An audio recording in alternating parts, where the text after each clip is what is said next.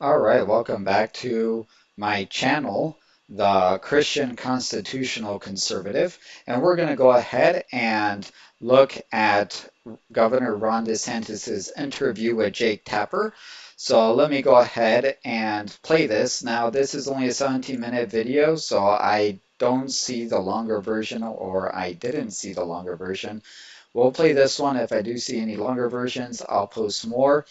But for right now, we'll just do this one. I do have to ask about the breaking news today. Sure. Your chief competitor, the front runner right now, Donald Trump, says he was informed that he is the target of Special Counsel Jack Smith's investigation into efforts to overturn the results of the 2020 election, and Mr. Trump has until Thursday to report to the grand jury. If Jack Smith has evidence of criminality, should Donald Trump be held accountable? So here's the problem.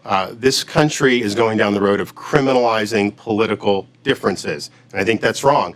Alvin Bragg stretched a statute in Manhattan to be able to try to target Donald Trump. Most people, even people on the left, acknowledge if that wasn't Trump, that case would not have likely been brought against a normal civilian. And so you have a situation where the Department of Justice, FBI, have been weaponized against people they don't like. And the number one example of that happened to be against Donald Trump with the Russia collusion. That was not a legitimate investigation. That was being done to try to drive Trump out of office. And so what I've said as president, my job is to restore a single standard of justice, to end weaponization of these agencies. We're going to have a new FBI director on day one. We're going to have big changes at the Department of Justice.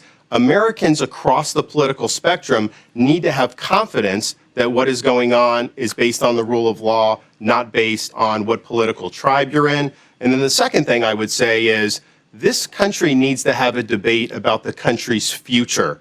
If I'm the nominee, we'll be able to focus on President Biden's failures, and I'll be able to articulate a positive vision for the future. I don't think it serves us good to have a presidential election focused on what happened 4 years ago in January. And so I want to focus on looking forward. I don't want to look back. I do not want to see him. I hope he doesn't get charged. I don't think it'll be good for the country. But at the same time, I've got to focus on looking forward, and that's what we're going to do.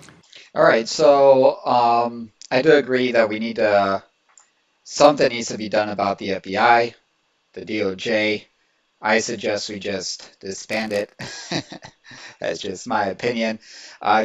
President Grant, one of my favorite presidents, actually started the DOJ to go after the KKK.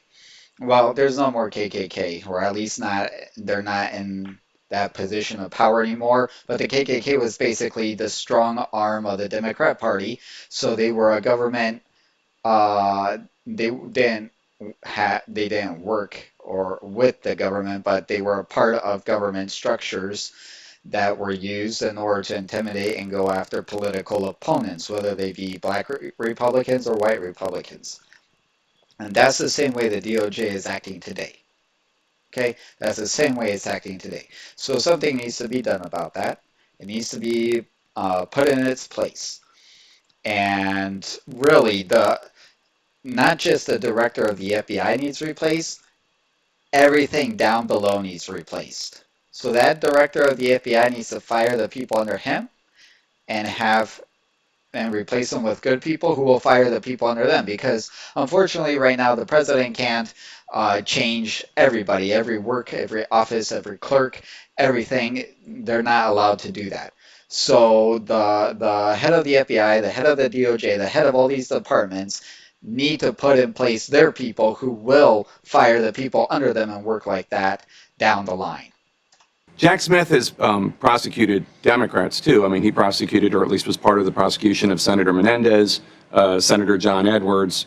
Are you saying that if he finds evidence of criminality, he should not charge Donald Trump anyway? What I'm saying is, when you're going after somebody on the other side of the political spectrum, if you're stretching statutes to try to criminalize maybe political disagreements, that is wrong. Now, look, this is all speculation, but I think we've gone down the road in this country of trying to criminalize differences in politics rather than saying, okay, you don't like somebody, then defeat them in the election rather than trying to use the justice system. So we don't know what's going to happen, but I can tell you with the Bragg one, that was stretching criminal law the evidence of criminality was very weak. And even if that existed, other people would not have been charged under those circumstances. That's the problem. Let's talk about this sweeping new military policy you proposed that, in your words, will rip the woke out of the military. The Pentagon response is that Army and Marines readiness is the best it's been in years, and reenlistment in the Army is the best it's been in years. So there are... Wait. If you go to 2 videos before this one, the former head of the Joint Chiefs of Staff just said on CNN, that recruitment is down. So what kind of clown circus is going on at CNN? Argument might be in response, what problem are you trying to solve? Well, why do we have the worst recruiting that we've had since the Vietnam conflict? Why have great warriors being driven off, such as with the COVID-19 shot mandates? These were people that had been performing admirably. A lot of them had COVID. They had natural immunity. They were told, take this shot or leave. So I think you've had a big problem with morale. You clearly have a problem with recruiting. And at this levels, everybody has acknowledged these recruiting levels are at a crisis. Why is that the case? I think it's because people see the military losing its way, not focusing on the mission and focusing on a lot of these other things, which, man, we see that in other aspects of society as well. People want to join the military, I think, because they think it's something different. And I think some of the civilian leaders in the military are trying to have the military mimic corporate America academia. That's ultimately not going to work. Actually, a lot of them are going in to get to college, but anyway. So I hear you. The idea of patriotism and joining for patriotic out of patriotic pride is very low. Most young people joining today are joining for a career. They're trying to get in to go to a college and have the government subsidize their college. Recruitment, without question, is a problem. The Army did this survey. I'll give you a copy of it if you want. They haven't released it, but I got my hands on a copy. And it surveyed people, I think 16 to 28 barriers to service, and beyond the ones such as don't want to die, don't want to be injured, don't want to be away from my family. The biggest issues were the number 2 issue, women and racial or ethnic minorities are discriminated against in the Army. Wokeness is listed here, but it's only number 9. So that would suggest that wokeness is not as big. Well, but I think there's an issue about, like, not everyone really knows what wokeness is. I mean, I've defined it, but a lot of people who rail against wokeness can't even define it. And so I think it's a sense of, this is not something that's holding true to the core martial values that make the military unique. And I can tell you, the veterans, you don't have to look far and wide. Go to a VFW hall, go to an American Legion. There's huge amount of concern about the direction that the military is going with all this. And here's the thing, things like DEI and all that stuff, it hasn't worked in other aspects of society. It very well may be on the constitutional chopping block in light of the Supreme Court's decision on racial discrimination in higher education. And so it's not a model that I think is going to be successful in the military. And so we're going to do what has been successful in the past, and I think you're going to see better recruiting as a result. So the Pentagon says that they do try to achieve diversity in recruiting, but not when it comes to promotions. That's all merit-based. Well, I mean, I think that we have seen standards watered down in different situations. I think that that's probably not accurate. Obviously, they're going to say they're doing a good job. I mean, we get that. That's going to be their thing, but I don't think that that's in tune with reality. So let's turn to foreign policy, because So that was good answers on DEI in the military. obviously that goes hand in hand with military policy in many ways. As a congressman in 2015, you strongly backed arming Ukraine after Russia invaded and seized Crimea. As a presidential candidate, you said... So did Trump. Trump backed arming Ukraine. Sent missiles. Or the anti-tank weapons. I'm trying to think what they're called right now. Anyway. That the conflict is not a vital national interest. So, as president, what will your policy be? Will you want to stop arming Ukraine? Will you stop financial support for Ukraine? So first, a vital national interest to me means we would potentially send troops there. And I don't think anybody wants to see troops in Ukraine, and I would believe that in 2015 as well. It's more of a secondary or tertiary interest. So my policy is going to be very simple. Our number one threat to our country is from China in terms of foreign threat. We also have a threat of being able to not secure our own border. Tens of thousands of people are dying every year because the cartels are running fentanyl. So you got to be strong at home if you want to be strong abroad. We are going to approach the world instead of Europe being the focus like it has been since World War II, and it was understandable why it would be after World War II, NATO, stopping the Soviets, I get it. But now the Asia Pacific really needs to be to our generation what Europe was to the post-World War II generation. And so what we're doing is how much hard power can we marshal as much as possible to deter China.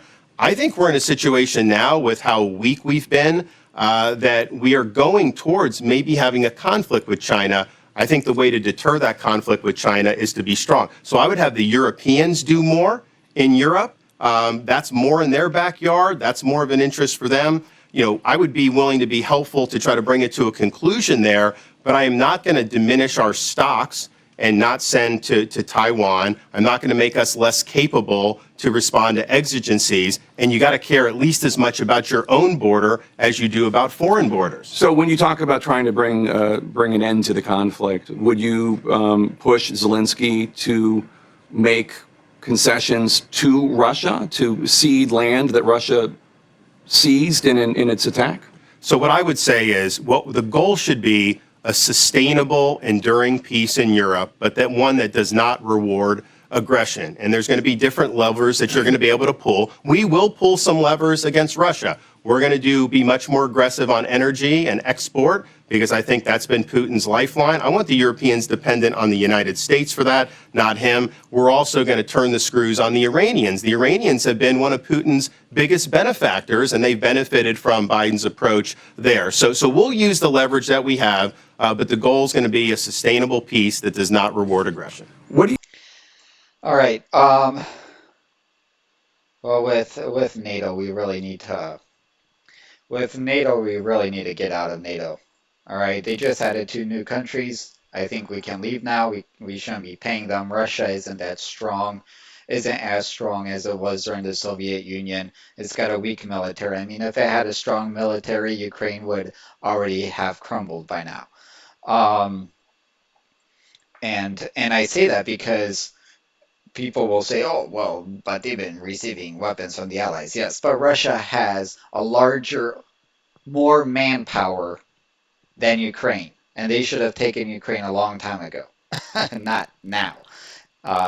They could have taken it before all those weapons got to Ukraine. So they're not strong. But what we should be pursuing is peace, and yes, focus on our southern border. You say to the argument that Xi Jinping is watching the U.S. response to Ukraine to game out how the U.S. would respond if China invaded Taiwan. President Biden has said that U.S. forces would defend Taiwan if China invaded. Would you do the same? Would you order the U.S. military to defend Taiwan? Well, 2 things. So first, how does China view this? I mean, it's somewhat speculative. I think what they would like to see in Russia-Ukraine is a multi-year stalemate and quagmire where the West is pouring in $100 billion, another $200 billion of weapons. Our stocks continue to decline. They don't really care about the Russians. Russia will be more dependent on China as a result of that. So I think that's what Xi would like to see ideally. Now, in terms of Taiwan, that is a significant interest of the United States. Taiwan is a strong ally. Taiwan is important for us economically and for a variety of other reasons. Also, a potential Chinese attack on Taiwan successfully would have big reverberations in the Asia Pacific. But our policy is going to be very simple. We're going to deter that from happening. China respects hard power. If you have hard power, if you have strong alliances with the Japanese, I visited there a few months ago. The Koreans and the Japanese are getting along now. They never used to get along because they both see the threat posed by China. So we're going to work together. We're going to be much stronger. We're going to project power, and we're going to deter that from happening. They probably see, China getting stronger, and they see the U.S. getting weaker. So that brings them more into a bond because they're going to have to protect each other. I wouldn't be surprised as soon Japan and South Korea somehow get involved with Taiwan too. You know, peace treaty or alliance or something. Let's talk about some issues here in the United States. Unless they're already in one. You've been asked by a number of members of conservative media, and you have yet to give a yes or no answer. You recently signed a 6-week abortion ban in Florida. Yes or no, would you support that as a nationwide ban? So I said I'm pro-life. I will be a pro-life president. and we will support pro-life policies. At the same time, I look at what's going on in the Congress, and, I don't see them, making very much headway. I think the danger from Congress is if we lose the election, they're going to try to nationalize abortion up until the moment of birth. And in some liberal states, you actually have post-birth abortions. And I think that that's wrong. Also, with respect to the military thing that we talked about, we're going to reverse the abortion tourism policy in the Department of Defense. They're actually paying people to go and get abortions with American tax dollars as part of the military. They won't even pay you. You lose a loved one. You don't get that type of time off to be able to go to do funerals. And so we're going to continue to stand for life, and we're going to make sure that everybody knows that. See, and he's smart in saying that, because these Democrats, they're acting like they wouldn't do a national bill mandating that all states do abortion. All right? They're pretending that they wouldn't do it. This is why constitutionalism needs to come in. There's something called the 10th Amendment.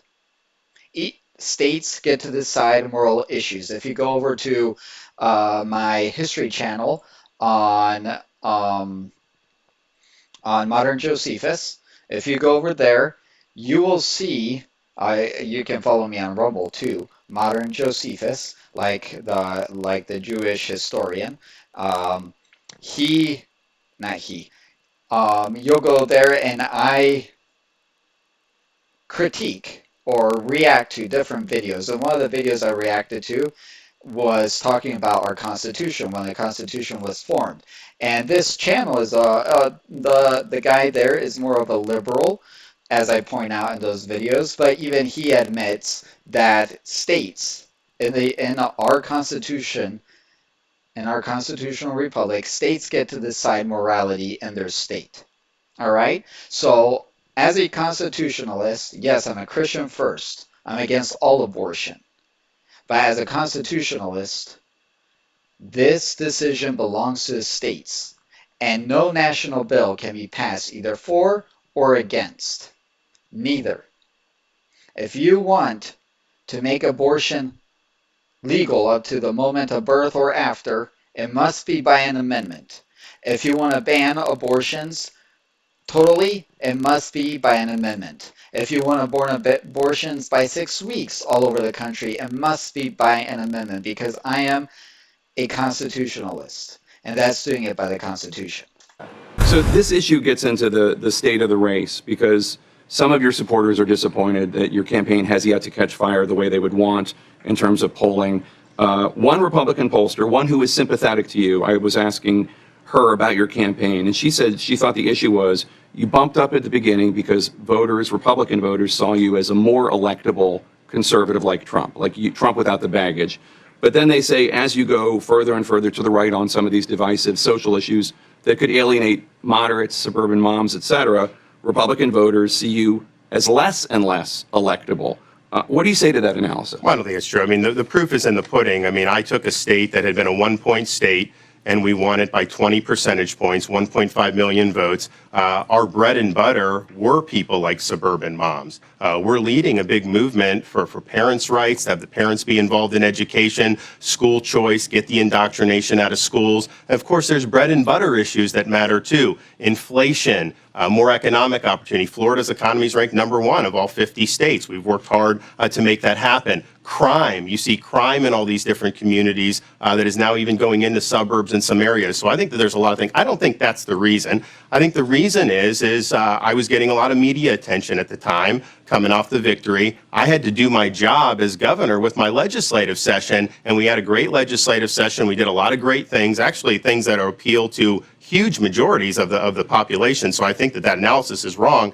But I had to do that. And so I was basically taking fire really nonstop since then, because a lot of people view me as a threat. I think the left views me as a threat because they think I'll beat Biden and actually deliver on all this stuff. And then, of course, people that have their allegiances in the Republican side, have gone after me. But the reality is this is a state-by-state process. I'm not running a campaign to try to juice, whatever we are in the national polls. I mean, whatever we did in the CNN compared, whatever, it's fine. I'm definitely doing better than But it's everybody state else. by state, obviously. It's state by state. Right. So we're focused on building an organization. You got to get people to come out in the middle of January in Iowa to caucus for you. That requires an organization, requires to know where those votes are. Now, that is not going to make the same type of splash as if you were trying to run ads nationally or do those other things. And so we've been making really good progress. I think this weekend was really good in terms of the family leader and some of the other things we were doing in Iowa. Of course, we're here in South Carolina. We're going to do a lot in New Hampshire, but that's going to be our focus, focusing on those early states, continuing to build our coalitions and going forward. And I would also just note, Jake, there is a narrative that they're almost trying a little too hard with this to try to say, because they've been saying that I've been doing poorly for my whole time as governor, basically. This is always the case during COVID. Oh, he has the state open, he's going to lose. Then he fought Disney, he's going to lose, and then this. So they always want to get there. It never quite works out. In fact, I actually remember you did the debate with us in 2018. Sure. And before we did the debate on CNN, and you didn't have anything to do with this, CNN released a poll saying I was down like 14 or 15 points. Now, that was the narrative at the time. He's going down. So I think some of this is motivated reasoning, but I kind of get a kick out when they say he didn't fundraise well when I did more than Biden and Trump in the second quarter, and I'm just a governor. So My thing, I don't get the Trump people who attack him for COVID. I don't get the Trump people who attack him for Disney. To me, as somebody who's going to support Trump over DeSantis, DeSantis did better when it came to COVID and when it came to Disney. I side with DeSantis on those issues. I'm still a Trump guy, but DeSantis did good on those issues. I like that because I'm a Christian. All right, I'm a Christian and I'm a constitutionalist. And yes, he did shut down his state, put restrictions. I don't like that. But compared to my governor in Indiana, he did a whole lot better. Now, compared to South Dakota, and I know that Nikki Haley didn't have anything to do with it. She was overridden by her Congress or her legislature, no matter how much she pretends that she's the one that led it, or not, Nikki Haley, Noem, Chrissy Noem. But yeah, I support DeSantis on those two things. My beef with DeSantis isn't those things. My problem with DeSantis, and I think the majority of Trump supporters and people who are not backing DeSantis, is his donors and the fact that the Bushes are behind him and things like that. So I didn't believe that poll was accurate, just for the record. Your new policy that you announced today about the military would ban transgender Americans from serving in the military, regardless of their ability. And this comes on the heels of your campaign retweeting a video that the Log Cabin Republicans, which is a conservative LGBTQ group, said, quote, ventured into homophobic territory, unquote. There are more than 1 million trans adults in the U.S. What are their lives and the lives of the people who love and support them going to be like under a DeSantis administration? Well, look, in the military, it's all about the mission first. So there's a whole bunch of reasons why you focus on mission first. People's individuality, it does take, you do have to check that at the door. And that's not the only example. There's a whole host of other examples. So I think the military culture is unique in terms of that. Now, in terms of the larger issue, the question is, what role does someone that's a man have in women's activities, even if they conceive of themselves to be a woman? I think it's wrong to have men compete in women's sports. I understand some of those men conceive of themselves differently, but it's not fair to the girls who are competing. It's not fair to the women athletes. The swimmers who lost that national championship to the Penn swimmer, I mean, they've been training too. So I don't think it's good for that. And I think having things like locker rooms where they're having to share with somebody who's of the opposite sex, I think is wrong. So I would respect everybody, but what I wouldn't do is turn society upside down to be able to accommodate, which is a very, very small percentage of the population. And yes, that goes back again to states' rights, because I'm a constitutionalist. 10th Amendment. All right? And so this issue has to be state by state, not national. And I don't think you would make any laws national. Now, for the military, I mean, that's going to depend on the administration, right? I personally wouldn't want transgenders because a lot of times they make it about themselves, all right? And that's all it's about is themselves. And you can't have people like that. You need people focused. So that was a good answer. I liked it. Last question about your military policy, because your new military policy says that the Pentagon should never prioritize climate politics over national security. But this week we heard from the Associate Director of Military Affairs for the CIA, who told a room full of National Guard leaders and allies from other countries that climate change supercharges almost every other global threat because of refugees, because of conflicts, because of all sorts of reasons. What's your response to that? The idea that climate politics isn't about politics, it's about national security. Well, here's the thing. How are you going to equip your fighting force to win? Are you going to put those considerations in? Or are you going to create the most lethal force available? I can tell you, China is not going to use those considerations. If they need to burn more coal to defend their country, they are going to burn more coal to defend their country. So I just don't think it should be a factor in terms of how we project power in this country. Focus on how lethal we can be and focus on getting the mission done. I don't want to force the Department of Defense to be using electric vehicles. I just don't think that that's something that makes any sense. You entered your candidacy officially for the Republican contest here in South Carolina. Before you go, are you going to win South Carolina? Yeah, we are. I think this is a great setup for me. I'm the only veteran running. I'll be the first president elected since 1988 that served in a war. There's very few states in this country with a stronger active duty military presence and veteran presence than here. We've also got great support in the upcountry in South Carolina that we're building. And of course, my wife went to college at Charleston, so we know the low country well, and I think we're going to be able to build a lot of support here. So this is a great state for us, and the way the calendar's working out, you're going to have New Hampshire in late July or January, and then here in late February. So we're going to be spending a lot of time. You're going to be spending a lot of time in South Carolina. All right, Governor DeSantis, thanks so much for your time today. Yeah, appreciate you. I do have to ask. As Han Solo said, everyone has delusions of grandeur. Oh, poor Ron, poor Ron, poor Ron. Hey, if he's still around and still relevant in 2028, go Ron DeSantis. All right, go Ron DeSantis. After him, 2 years of him, then we can have Vivek Ramaswamy if he's still around and kicking. Okay, there you go. All right. I hold nothing against Ron DeSantis, great governor. I wish he was governor of my state in Indiana. Pretty soon we're going to have Braun come and be our governor. I think he's going to be another DeSantis-like governor. Can't wait for that. So let's go. And it'll be amazing to see. Sorry, Ron. Trump's going to win. But you got a political future ahead of you. All right. Good night, everyone. We'll see you later. Maybe I might do another video. Oh, yeah. Don't stay tuned. If I'm still, I might do the Trump one later tonight at around.